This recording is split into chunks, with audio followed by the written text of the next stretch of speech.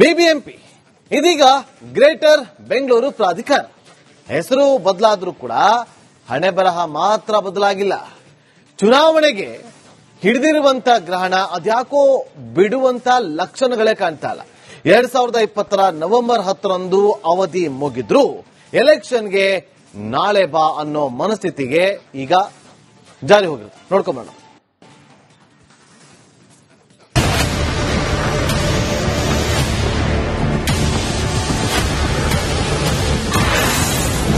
GBA ಚುನಾವಣೆಗೆ 6 ವರ್ಷಗಳಿಂದ ಗ್ರಹಣ. ಪಾಲಿಕೆ ಎಲೆಕ್ಷನ್ ಯಾರಿಗೂ ಬೇಡ ಆಗಿದ್ದು ಯಾಕೆ? ಸಿಬ್ಬಂದಿ ವರ್ಗದವರು ಚುನಾವಣೆ ಪ್ರಕ್ರಿಯೆಯನ್ನು ಕೂಡ ನಡೆಸಬೇಕು. ಗ್ರೇಟರ್ ಬೆಂಗಳೂರು ಪ್ರಾಧಿಕಾರ ಹಳೆಯ ಬಿಬಿಎಂಪಿಯನ್ನು ಕೂಡ 5 ಭಾಗವನ್ನಾಗಿ ಮಾಡಿದ ಕಾಂಗ್ರೆಸ್ ಸರ್ಕಾರ 5 ಪಾಲಿಕೆಗಳಿಗೆ 369 ವಾರ್ಡ್ಗಳನ್ನು ನಿಗದಿ ಮಾಡಿಯೂ ಕೂಡ ಆಗಿದೆ. ಜಿಬಿ ವ್ಯಾಪ್ತಿಯಲ್ಲಿ ಸರಿಸುಮಾರು 90 ಲಕ್ಷ ಅಧಿಕೃತ ಮತದಾರರು ಇದ್ದು ಚುನಾವಣಾ ಆಯೋಗ ಅಧಿಕೃತ ಪಟ್ಟಿಯನ್ನು ಕೂಡ ರಿಲೀಸ್ ಮಾಡಿದೆ. ಆದರೆ ಇನ್ನೂ ಕೂಡ ಎಲೆಕ್ಷನ್ಗೆ ಗ್ರಹಣ ಮಾತ್ರ ಬಿಡೋ ಯಾವುದೇ ಲಕ್ಷಣಗಳು ಕೂಡ ಕಾಣ್ತಿಲ್ಲ. 2020 ನವೆಂಬರ್ 10 ಅವಧಿ ಪೂರ್ಣಗೊಂಡಿದ್ದರೂ ಕೂಡ ಯಾವ ಸರ್ಕಾರಗಳು ಪಾಲಿಕೆಯ ಚುನಾವಣೆಗೆ ಮನಸ್ಸು ಕೂಡ ಮಾಡಿಲ್ಲ. ಮುಂದೂಡುತ್ತಲೇ ಬಂದಿದ್ದು ಈಗ ಬರೋಬ್ಬರಿ 6 ವರ್ಷ ಆಗಿ ಹೋಗಿದೆ. ಅದ್ಯಾಕೋ ಏನು ಬಿಜೆಪಿ ಸರ್ಕಾರದಂತೆ ಸಿದ್ದರಾಮಯ್ಯ ಸರ್ಕಾರಕ್ಕೆ ಜಿಬಿಎ ಚುನಾವಣೆ ಮಾಡೋ ಮನಸ್ಸೇ ಇಲ್ಲ ಅನಿಸುತ್ತೆ. ಜಿಬಿಎ ಚುನಾವಣೆಗೆ ಕೂಡಿ ಬರಲ್ವಾ ಕಾಲ? ಮತ್ತೆ ಸುಪ್ರೀಂ ಕೋರ್ಟ್ ಕದಬಡಿದ ಸರ್ಕಾರ. ಜೂನ್ 10 24 ಒಳಗಾಗಿ 5 ಪಾಲಿಕೆಗಳ ಚುನಾವಣೆಗೆ ದಿನಾಂಕ ಫಿಕ್ಸ್ ಮಾಡಲು ಈಗಾಗಲೇ ಚುನಾವಣಾ ಆಯೋಗ ಪಾಲಿಕೆಗಳ ಆಯುಕ್ತರಿಗೆ ಸೂಚನೆ ಕೂಡ ನೀಡಿದೆ. ಹೀಗಾಗಿ ರಾಜಕೀಯ ಪಕ್ಷಗಳಲ್ಲಿ ಸಂಚಲನ ಮೂಡಿದೆ. ಆದರೆ ರಾಜ್ಯ ಸರ್ಕಾರ ಮಾತ್ರ ಎಷ್ಟು ಸಾಧ್ಯವೋ ಅಷ್ಟು ಜಿಬಿಎ ಚುನಾವಣೆ ಮುಂದೂಡಲು ಸರ್ಕಸ್ ಮಾಡುತ್ತಿದೆ. ಜೂನ್ಗೆ ಆಗಲ್ಲ ಸೆಪ್ಟೆಂಬರ್ 30 ತನಕ ಚುನಾವಣೆ ನಡೆಸಲು ಸಮಯ ಕೊಡಿ ಅಂತ ಕೋರಿ ಇದೀಗ ಸುಪ್ರೀಂ ಕೋರ್ಟ್ಗೆ ಅರ್ಜಿ ಹಾಕಿದೆ. ಯಾವ ಅಧಿಕಾರಿಗಳು ಯಾವ ಸಿಬ್ಬಂದಿ ವರ್ಗದವರು ಚುನಾವಣೆ ಪ್ರಕ್ರಿಯೆಯನ್ನು ಕೂಡ ನಡೆಸಬೇಕು, ಅವರಿಗೆ ಇಷ್ಟು ದೊಡ್ಡ ಜವಾಬ್ದಾರಿಯನ್ನ ಕೂಡ ಅವರು ಇವತ್ತು ನೆರವೇರಿಸ್ತಾ ಇರೋದ್ರಿಂದ ಚುನಾವಣೆ ಮಾಡಲಿಕ್ಕೆ ಎಷ್ಟು ಸಾಧ್ಯ ಆಗ್ತದೆ ಅಂತ ಹೇಳುವಂತ ಪ್ರಶ್ನೆ ಇದೆ. ಅದು ಈಗ ನಾವು ಎಷ್ಟೇ ಈ ಪ್ರಶ್ನೆಯನ್ನು ಕೇಳಿಕೊಂಡು ಉತ್ತರ ಕೊಟ್ಕೊಂಡ್ರು ಕೂಡ ಕೊನೆಯದಾಗಿ ನ್ಯಾಯಾಲಯದ ತೀರ್ಪು, ಅದಕ್ಕೆ ನ್ಯಾಯಾಲಯದ ಮುಂದೆ ಇದೆಲ್ಲವನ್ನ ನಾವು ಪ್ರಸ್ತಾಪ ಮಾಡಬೇಕು. ನಾವು ಈಗ ಚುನಾವಣಾ ಆಯೋಗವನ್ನು ನಾವು ದೂರಿ ಪ್ರಯೋಜನ ಇಲ್ಲ. ಚುನಾವಣಾ ಆಯೋಗ ಅವ್ರ ಕೆಲಸವನ್ನು ಅವ್ರು ಮಾಡಲೇಬೇಕು. ಉಚ್ಚ ನ್ಯಾಯಾಲಯದ ಆದೇಶ ಇದ್ದ ಮೇಲೆ ನಾವು ಕೂಡ ಸಂವಿಧಾನದ ಅಡಿಯಲ್ಲಿ ಆರ್ಟಿಕಲ್ 141, 142 ನಾವು we are also bound by the judgment of the supreme court. So ಇದಕ್ಕೆ ಈಗ ಪರಿಹಾರ ಸರ್ವೋಚ್ಚ ನ್ಯಾಯಾಲಯದಲ್ಲೇ ಕಂಡುಕೊಬೇಕು. ಈ ಹಿಂದೆ ಬಿಜೆಪಿ ಸರ್ಕಾರ ಇದ್ದಾಗ ಪಾಲಿಕೆಯ ಸ್ಥಾನ ಹೆಚ್ಚಿಸಲು ನಿರ್ಧಾರ ಮಾಡಿತ್ತು. ಶಾಸಕ ಎಸ್ ರಘು ನೇತೃತ್ವದಲ್ಲಿ ಕಮಿಟಿ ಕೂಡ ರಚನೆ ಮಾಡಿ 198 ವಾರ್ಡ್ಗಳಿಂದ 225 ವಾರ್ಡ್ಗಳಿಗೆ ಸ್ಥಾನ ಹೆಚ್ಚಿಸಲಾಗಿತ್ತು. ಇಷ್ಟಾದರೂ ಚುನಾವಣೆ ನಡೆಸದ ಬಿಜೆಪಿ ಸರ್ಕಾರ ಸುಮ್ಮನಾಯಿತು. ಅದಾದ ಬಳಿಕ ಕಾಂಗ್ರೆಸ್ ಸರ್ಕಾರ ಬಂದು ಬಿಬಿಎಂಪಿಯನ್ನ ಗ್ರೇಟರ್ ಬೆಂಗಳೂರು ಅಥಾರಿಟಿ ಅಂತ ಮರುನಾಮಕರಣ ಮಾಡಿತು ಅಲ್ಲದೆ ಗ್ರೇಟರ್ ಬೆಂಗಳೂರನ್ನ 5 ಮಹಾನಗರ ಪಾಲಿಕೆಯಾಗಿ ವರ್ಗೀಕರಣ ಮಾಡಿದೆ. ಈಗಲೂ ಪಾಲಿಕೆ ಎಲೆಕ್ಷನ್ಗೆ ಮೀನಾಮೇಷ ಎಣಿಸ್ತಾ ಇದೆ. ಇಂದಿಗೂ ಚುನಾವಣೆ ನಡೆಸುವ ಸಂಬಂಧ ಸುಪ್ರೀಂ ಕೋರ್ಟ್ನಲ್ಲಿರುವಂತಹ ಕೇಸ್ ನಡೀತಾ ಇದೆ. ಹಾಗಾದ್ರೆ ಪಾಲಿಕೆ ಎಲೆಕ್ಷನ್ ಆಗೋದು ಯಾರಿಗೂ ಬೇಡವಾ? ಇದರ ಹಿಂದಿನ ಗುಟ್ಟೇನು? ಈ ಬಗ್ಗೆ ಎಳೆ ಎಳೆಯಾಗಿ ತಿಳಿಯೋಣ ಬನ್ನಿ. Chandrashekhar, political bureau, republic Kannada. BBMP ಇದೀಗ ಗ್ರೇಟರ್ ಬೆಂಗಳೂರು ಪ್ರಾಧಿಕಾರ ಹೆಸರು ಬದಲಾದರೂ ಕೂಡ ಹಣೆ ಬರಹ ಮಾತ್ರ ಬದಲಾಗಿಲ್ಲ. ಚುನಾವಣೆಗೆ ಹಿಡಿದಿರುವಂತ ಗ್ರಹಣ ಅದ್ಯಾಕೋ ಬಿಡುವಂತ ಲಕ್ಷಣಗಳೇ ಕಾಣ್ತಾ ಇಲ್ಲ. 2020 ನವೆಂಬರ್ 10 ಅವಧಿ ಮುಗಿದ್ರು ಎಲೆಕ್ಷನ್ಗೆ ನಾಳೆ ಬಾ ಅನ್ನೋ ಮನಸ್ಥಿತಿಗೆ ಈಗ ಜಾರಿ ಹೋಗಿರುತ್ತೆ. ನೋಡ್ಕೊಂಬೋಣ.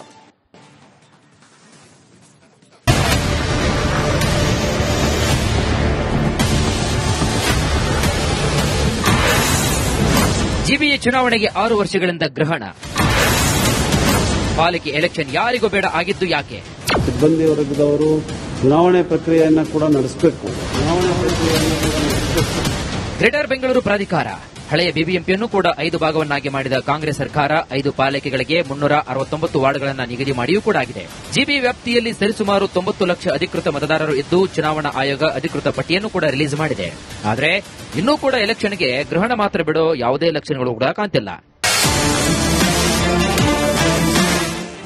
2020 ನವೆಂಬರ್ 10 ಅವಧಿ ಪೂರ್ಣಗೊಂಡಿದ್ದರೂ ಕೂಡ ಯಾವ ಸರ್ಕಾರಗಳು ಪಾಲಿಕೆಯ ಚುನಾವಣೆಗೆ ಮನಸ್ಸು ಕೂಡ ಮಾಡಿಲ್ಲ. ಮುಂದೂಡುತ್ತಲೇ ಬಂದಿದ್ದು ಈಗ ಬರೋಬ್ಬರಿ 6 ವರ್ಷ ಆಗಿ ಹೋಗಿದೆ. ಅದ್ಯಾಕೋ ಏನು ಬಿಜೆಪಿ ಸರ್ಕಾರದಂತೆ ಸಿದ್ದರಾಮಯ್ಯ ಸರ್ಕಾರಕ್ಕೆ ಜಿಬಿಎ ಚುನಾವಣೆ ಮಾಡೋ ಮನಸ್ಸೇ ಇಲ್ಲ ಅನಿಸುತ್ತೆ. ಜಿಬಿಎ ಚುನಾವಣೆಗೆ ಕೂಡಿ ಬರಲ್ವಾ ಕಾಲ? ಮತ್ತೆ ಸುಪ್ರೀಂ ಕೋರ್ಟ್ ಕದಬಡಿದ ಸರ್ಕಾರ. ಜೂನ್ 10ರಿಂದ 24ರ ಒಳಗಾಗಿ 5 ಪಾಲಿಕೆಗಳ ಚುನಾವಣೆಗೆ ದಿನಾಂಕ ಫಿಕ್ಸ್ ಮಾಡಲು ಈಗಾಗಲೇ ಚುನಾವಣಾ ಆಯೋಗ ಪಾಲಿಕೆಗಳ ಆಯುಕ್ತರಿಗೆ ಸೂಚನೆ ಕೂಡ ನೀಡಿದೆ. ಹೀಗಾಗಿ ರಾಜಕೀಯ ಪಕ್ಷಗಳಲ್ಲಿ ಸಂಚಲನ ಮೂಡಿದೆ. ಆದರೆ ರಾಜ್ಯ ಸರ್ಕಾರ ಮಾತ್ರ ಎಷ್ಟು ಸಾಧ್ಯವೋ ಅಷ್ಟು ಜಿಬಿಎ ಚುನಾವಣೆ ಮುಂದೂಡಲು ಸರ್ಕಸ್ ಮಾಡುತ್ತಿದೆ. ಜೂನ್ಗೆ ಆಗಲ್ಲ ಸೆಪ್ಟೆಂಬರ್ 30ರ ತನಕ ಚುನಾವಣೆ ನಡೆಸಲು ಸಮಯ ಕೊಡಿ ಅಂತ ಕೋರಿ ಇದೀಗ ಸುಪ್ರೀಂ ಕೋರ್ಟ್ಗೆ ಅರ್ಜಿ ಹಾಕಿದೆ. ಯಾವ ಅಧಿಕಾರಿಗಳು ಯಾವ ಸಿಬ್ಬಂದಿ ವರ್ಗದವರು ಚುನಾವಣೆ ಪ್ರಕ್ರಿಯೆಯನ್ನ ಕೂಡ ನಡೆಸಬೇಕು, ಅವರಿಗೆ ಇಷ್ಟು ದೊಡ್ಡ ಜವಾಬ್ದಾರಿಯನ್ನ ಕೂಡ ಅವರು ಇವತ್ತು ನೆರವೇರಿಸ್ತಾ ಇರೋದ್ರಿಂದ ಚುನಾವಣೆ ಮಾಡಲಿಕ್ಕೆ ಎಷ್ಟು ಸಾಧ್ಯ ಆಗ್ತದೆ ಅಂತ ಹೇಳುವಂತ ಪ್ರಶ್ನೆ ಇದೆ. ಅದು ಈಗ ನಾವು ಎಷ್ಟೇ ಈ ಪ್ರಶ್ನೆಯನ್ನು ಕೇಳಿಕೊಂಡು ಉತ್ತರ ಕೊಟ್ಕೊಂಡ್ರು ಕೂಡ ಕೊನೆಯದಾಗಿ ನ್ಯಾಯಾಲಯದ ತೀರ್ಪು, ಅದಕ್ಕೆ ನ್ಯಾಯಾಲಯದ ಮುಂದೆ ಇದೆಲ್ಲವನ್ನ ನಾವು ಪ್ರಸ್ತಾಪ ಮಾಡಬೇಕು.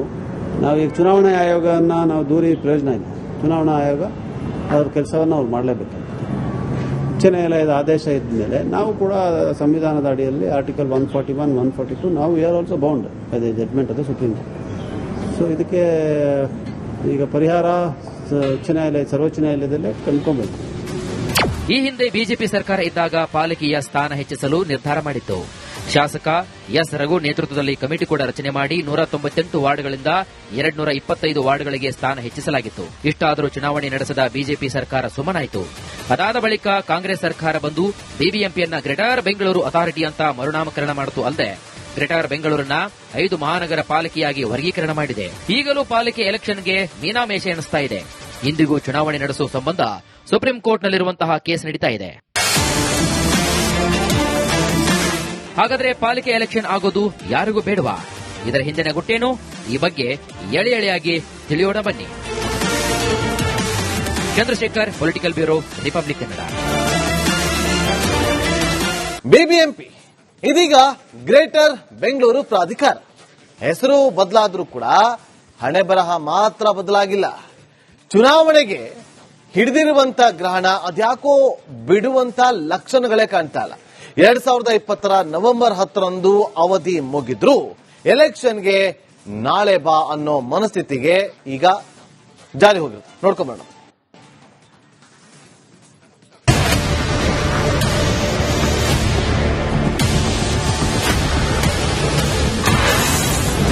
ಜಿಬಿಎ ಚುನಾವಣೆಗೆ 6 ವರ್ಷಗಳಿಂದ ಗ್ರಹಣ.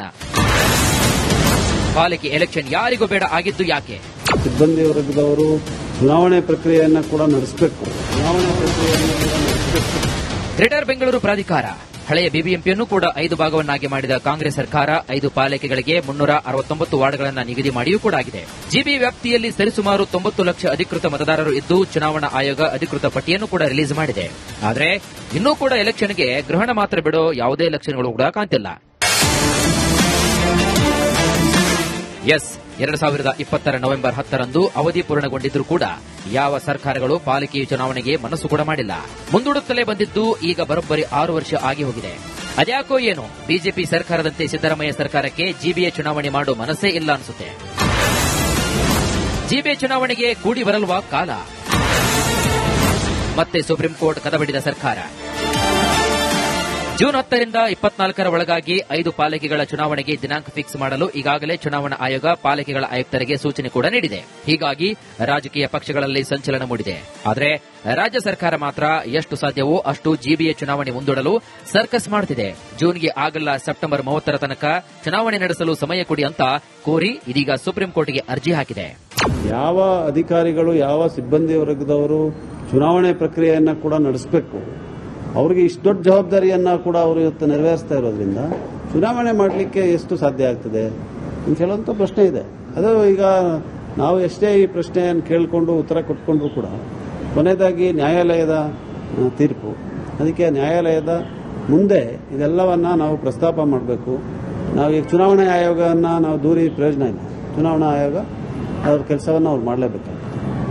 ಉಚ್ಚ ನ್ಯಾಯಾಲಯದ ಆದೇಶ ಇದ್ದ ಮೇಲೆ ನಾವು ಕೂಡ ಸಂವಿಧಾನದ ಅಡಿಯಲ್ಲಿ ಆರ್ಟಿಕಲ್ 141, 142 ನಾವು we are also bound by the judgment of the supreme court.